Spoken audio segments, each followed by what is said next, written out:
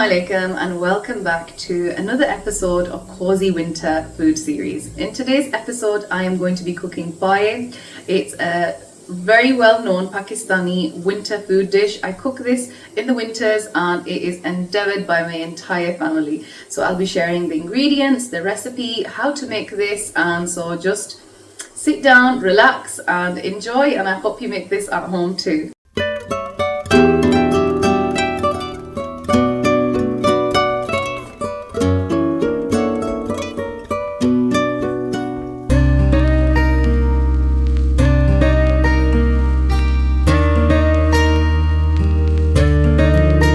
So to this ingredient list, I would like to add, I used 3 litres of water, so that's about 1.5 bottles of water if you're calculating.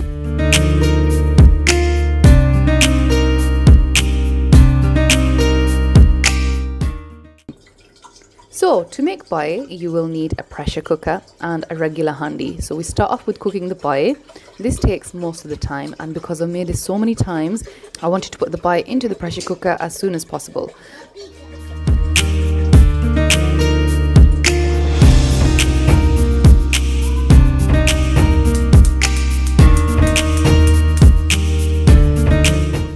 So in goes the black pepper and ginger. I should have added the black clove here, but I forgot, so I added it later on. And then in goes the payae. I'm going to put this on pressure for about 35 to 40 minutes. I like the payae to be soft so that they're easily taken off the bone.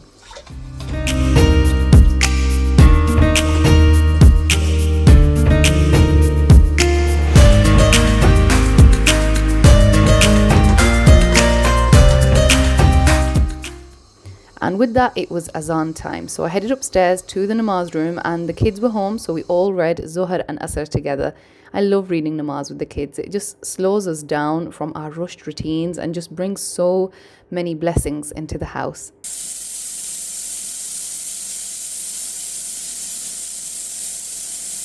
Today's video is going to be in a little different format. I'm not going to be walking you through the recipe.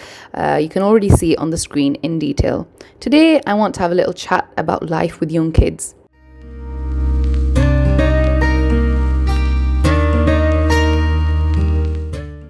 Especially as this year is coming to an end, it's been such a full season. Busy, noisy, and sometimes tiring, but also really meaningful.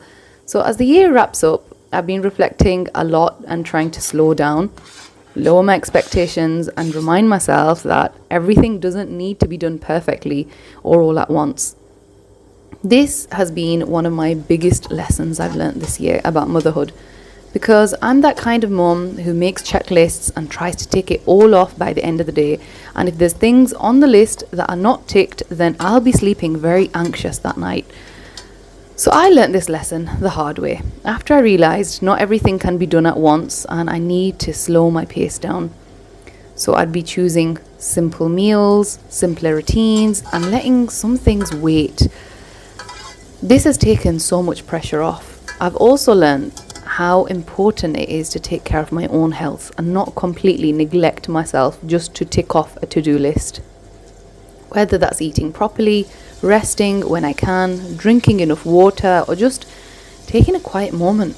It really does make a difference. It's easily said, but this took me more than 4 months to actually implement fully into my life. And if you're a young mum like me, living in the UK and trying to look after the house and your family at once, just know you're not alone. There's so many of us in the exact same boat, and trying to be perfect is very tiring. You'll miss out on so many beautiful moments if you're always rushing. The first step to slow down is to actually acknowledge that you're always running by the clock. Sometimes it is good to just take a deep breath and deal with one thing at a time. Looking ahead to the new year, I'm feeling calm, hopeful, and actually quite excited. I want to focus more on being present.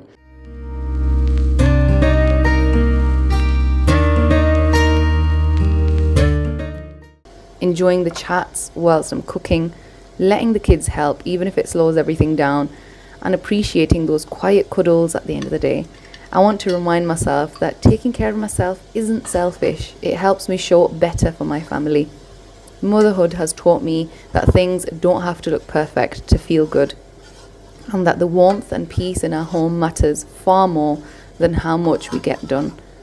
If you're in this season too, I hope you know you're doing an amazing job. Slowing down, caring for your health, choosing simple meals, and being present is more than enough. You matter just as much as everyone else in your home.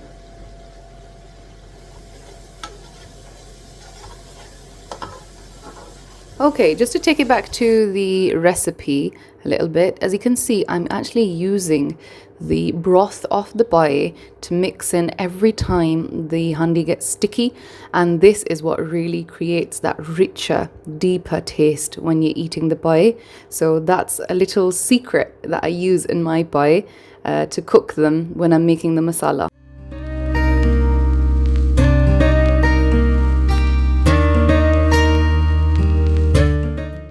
Okay, so back to our chat.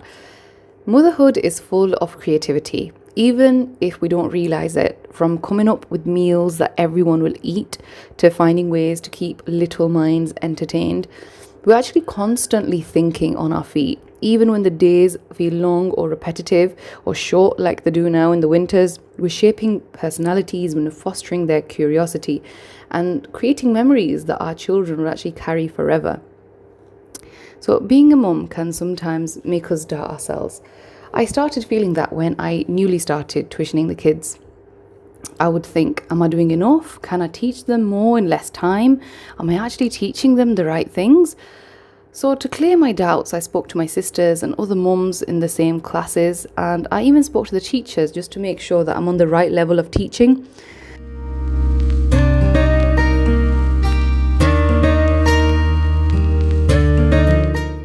The matter of the fact is that there's always ways to overcome the doubt. You can't let the doubt make you feel bad. So it's important to remember that we already have everything we need to be amazing. Trusting your instincts, believing in your own abilities, and acknowledging the effort you put into every day is actually so powerful. Even if things don't always go according to your plan, your love, your attention, and your dedication are shaping your children in ways you might not see immediately, but that matter immensely.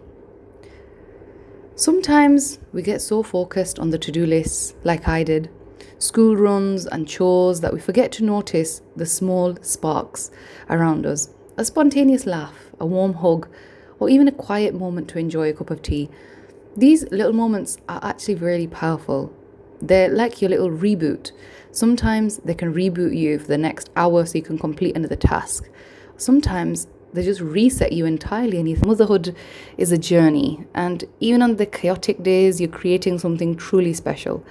I'd love to hear what's one of your small joys you've noticed with your children today. Let me know in the comments below. See you in our next video. Allah Hafiz.